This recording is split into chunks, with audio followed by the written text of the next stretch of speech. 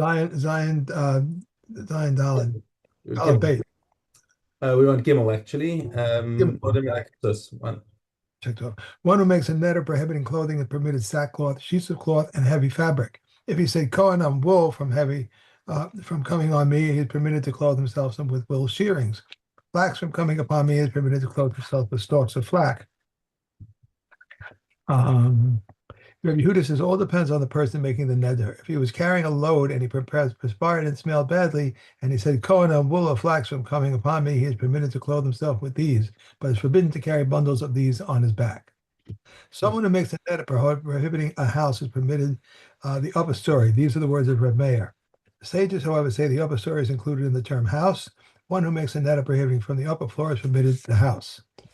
And one who makes a neder prohibiting a bed in a permitted is permitted the footstool. These are the words of Reb Meir. The Kakaman, however, say a footstool is included in the term bed. One who makes a neder prohibiting a footstool is permitted the bed. One who makes a neder prohibiting a city is permitted to enter the chum of the city, but is forbidden to enter the extension. But one who makes a neder prohibiting a house is forbidden from the door frame and inward. Okay.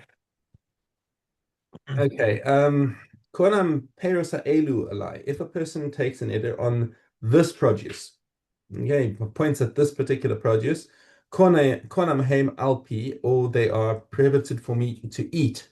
So there are two types, different types. Is one is for benefit and one is just for eating. Konam Haim Lafi, or whatever the expression is, Asur Bechilufehen or Begidulehen.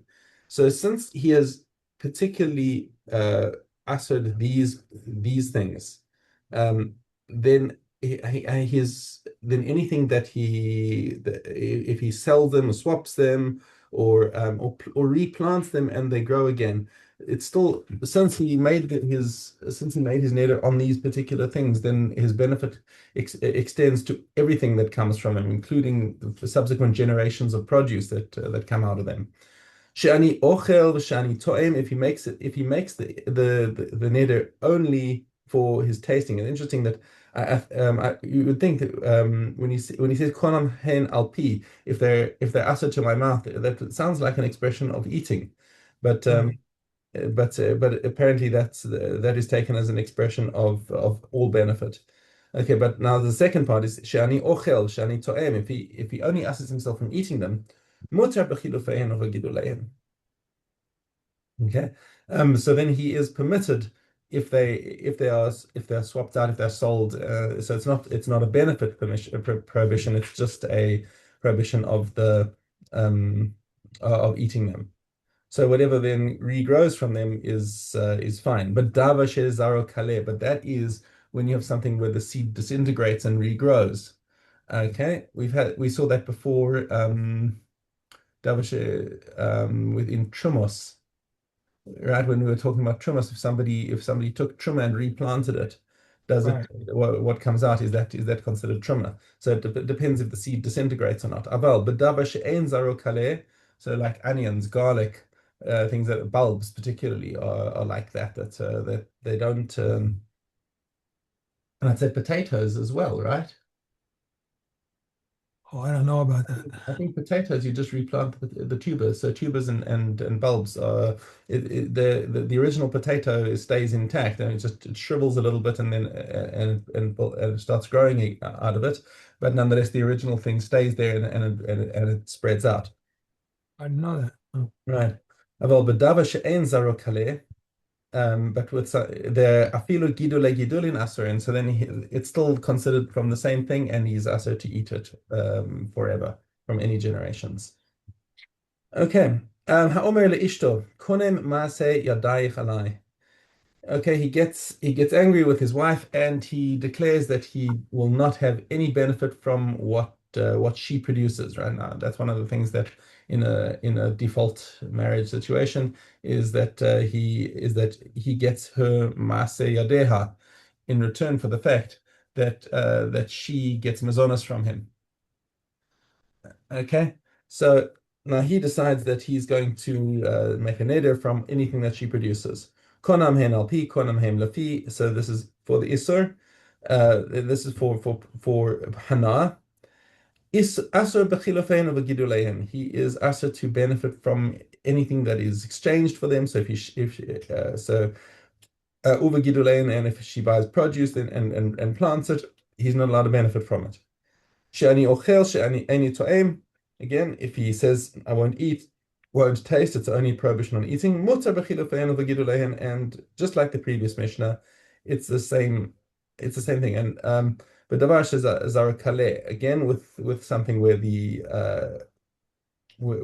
seed disintegrates. So question over here is like, why do we need a second Mishnah for this? Because the previous one is speaking about this particular peiros. Why would we think that this is different about Maaseh Yadeha, about what his wife produced? Um, um, I didn't see anything actually in ArtScroll for this time. I'm just trying to remember look quickly uh, at the Kahati intro.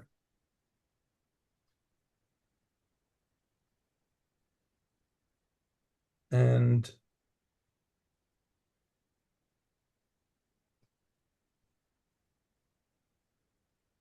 yeah, I don't know why you would have thought differently, but this Mishnah is basically the same. Um,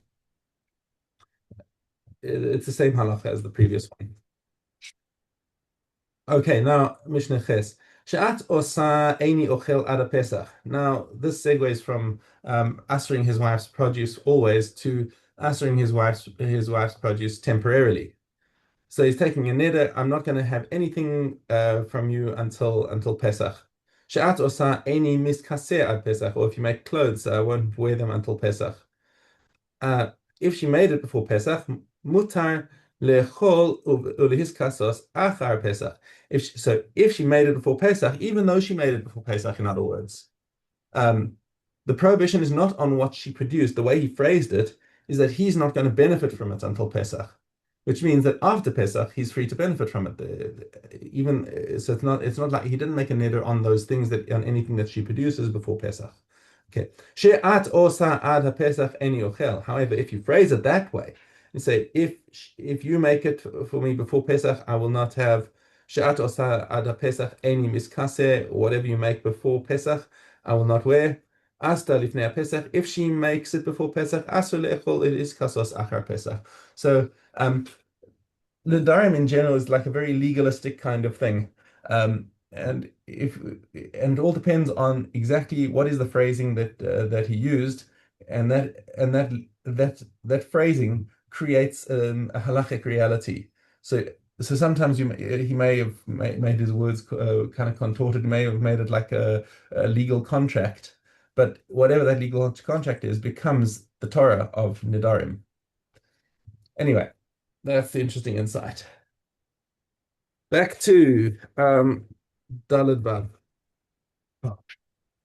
Someone prohibited by a nether to benefit from another shall not lend him, nor shall he borrow from him. He shall not lend him money, nor shall he borrow money from him. He shall not sell to him, nor shall he buy from him.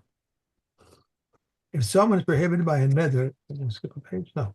If someone is prohibited by a nether to benefit from another, and he does not have what to eat, the other person goes to the storekeeper and says, "So and so is prohibited by a nether and benefits from me, and I don't know what to do." He gives him and collects from this one. If you had a house to be built, a fence to be erected, or a field to be harvested, the other person goes to the workers and says, "So and so is prohibited by another to benefit from me, and I don't know what to do." They may work for him and collect wages from this one.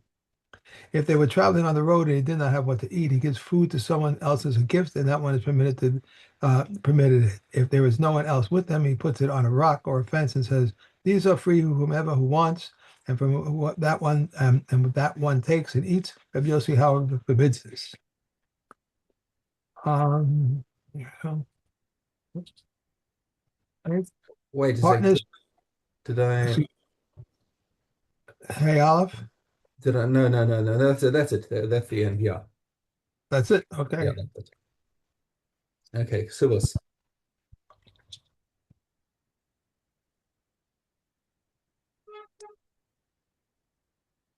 Okay.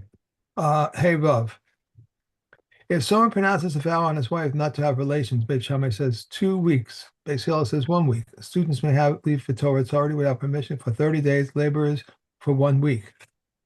The conjugal rights stated in the Torah are as follows: men of leisure every day, laborers twice a week, donkey drivers once a week, camel drivers once in 30 days, sailors once in 6 months. These are the words of Rebbe Eliezer. If a woman rebels against the holiday, decreases to by 7 dinners a week.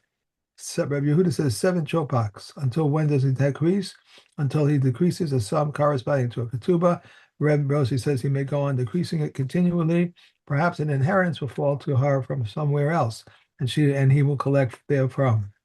Likewise, if one rebels against his wife, they increase the ketubah for her 3 dinners a week. Rabbi Yehuda says 3 chopaks. Okay. And What's the Thomas. fifth? No, we haven't finished Kasuba, so we need to do Mishnah Ches. Oh, I didn't. Okay. If one Sorry. supported through a third party, may not give her less than 2 kavim of wheat or 4 kavim of barley. Said Rabbi Yossi, no one provided her with the barley except Yishmael, who was near Edom. He must give her a half of kav of beans, half a log of oil, and a half kav of dried figs, or a manna of pressed figs. If he has none, he must provide for her in their stead the produce of another kind. He must give her a bed, a mattress, and a mat for her, and he must give her a veil for her head, a girdle for her loins, shoes from festival to festival, and clothes worth 50 zuz from year to year. She may not be given new ones in the summer or warm ones in the winter, but must be given clothing worth 50 zuz in the winter, and she clothes herself with them. And they are worn out in the summer, and the worn out clothing is hers. Yeah, that's it. Okay. Tanis. If suitable rain fell for crops, but it did not fall for trees, or for trees but did not fall for crops, or both, for not fulfilling the water holes, ditches, and caves, we sound the shofar at once. Similarly, if rains fell on a particular city, it is stated, I shall cause it to rain on one city, and on one city I shall cause no rains to fall. If one field was rained upon, the city must fast and sound the shofar, and all surrounding areas fast but do not sound the shofar. Rabbi Akiva says they sound the shofar but do not fast. Similarly, a city in which there is pestilence or a collapse of a building, the city must fast and sound the shofar, and all surrounding areas fast but do not sound the shofar. Rabbi Akiva says they sound the shofar but do not fast. What is considered pestilence? In a city that can bring forth 500 men on foot or 3 men died on successive days, it is considered pestilence. Fewer than this is not considered pestilence. For these plagues, we sound the That's it. okay. Yeah. Let's keep going. Hey, Mr. Shaney. Hey, Cameron Mavai was brought up in Jerusalem from the distance of a day's journey in any direction, which were its limits: Lot in the south, Akruvat in the north, Lod in the west, and the Jordan in the east. When the produce became plentiful, they decreed that it should be redeemed near the wall, and it was stipulated that whenever they wished, they proceeded would be restored to its former state. Rabbi Yossi says this condition was made after the destruction of the temple, and the condition that was once the temple is rebuilt, the procedure would be restored to its former state. How do Karen revived? Beit Shammai says it is not liable to the fifth or to beer, but Beit Hillel says it is. Beit Shammai says it is liable to parrot and is liable to olia, but the poor redeem for themselves. But Rebbe Hillel says we all goes to the wine press. And how do they redeem Nedarim? He places the basket before 3 and says, how much does a person want to redeem for himself or a seller, with the revision that expenses will be borne by his household? And he puts down the money and says, anything gathered from this is redeemed with this money, so many baskets for a seller.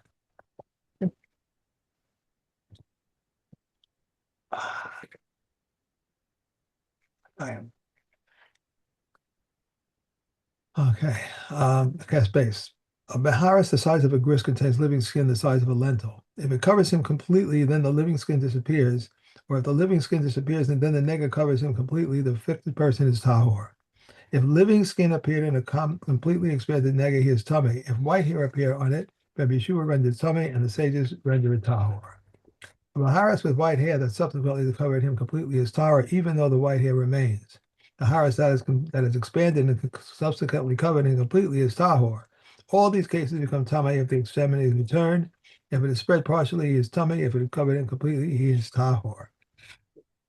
Whenever extremities spread completely and the spreading renders the tame tahor, when they return, they render him tame. Whenever extremities return and the returning render the tahor tame, if they become covered with negi, he is tahor, and if they become uncovered, he is tame, even 100 times. Right. And Avos. Okay, Dalet tests. Rabbi Yonasan says, whoever fills the Torah despite poverty will ultimately fall into wet and fulfill it in wealth. And whoever neglects the Torah because of wealth will ultimately neglect it in poverty. Rameya says, limit your business activities and engage in Torah study. Be of humble spirit before every person. If you should neglect the study of Torah, you will be confronted with many causes of neglect. But if you labor in the Torah, it has ample reward to give you. But Eliezer ben Yaakov says, he who fulfills even a single mitzvah requires for himself a single advocate, while he who commits even a single transgression requires him a single accuser. Excuse me. Repentance and good deeds are like a shield against misfortune. Rabbi Yochanan Hansanla says, every assembly that is dedicated to the sake of heaven will endure, but one that is not for the sake of heaven will not endure. Okay. And we're done. Have a great day. You too. Enjoy. Relax, and I'll Okay. see you tomorrow. Okay, thanks. Bye.